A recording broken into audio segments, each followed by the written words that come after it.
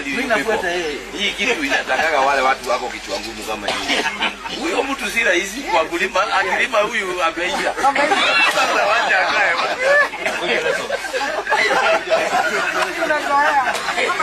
You have to be very frank. Mĩario ĩyo ya Kahiga nĩ ĩtuthũrĩte nditimũrano gũkĩriga Kahiga arenda kuga atĩ akiuga Gachagua nĩ kichwa ngumu na mũmbunge wa Mathira abatiĩ gũkorwo kichwa ngumu ta Gachagua.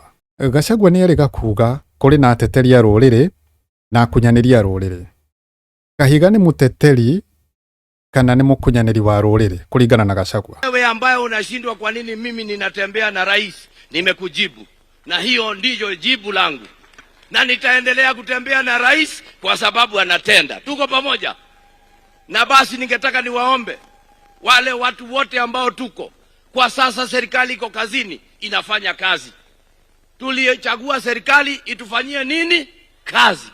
Je, itafanyaje kazi kama sisi kazi yetu ni kuivuruga na kelele kila siku?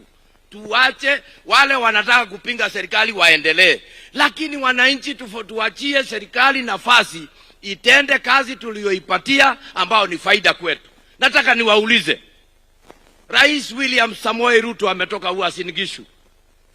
Akienda Uasin Gishu atabeba hiyo hospitali yetu.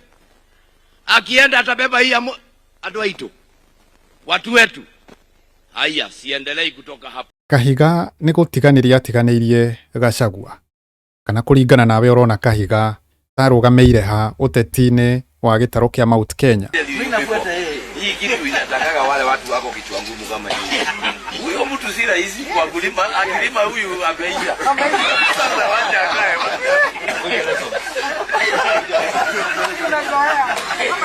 You have to be very frank.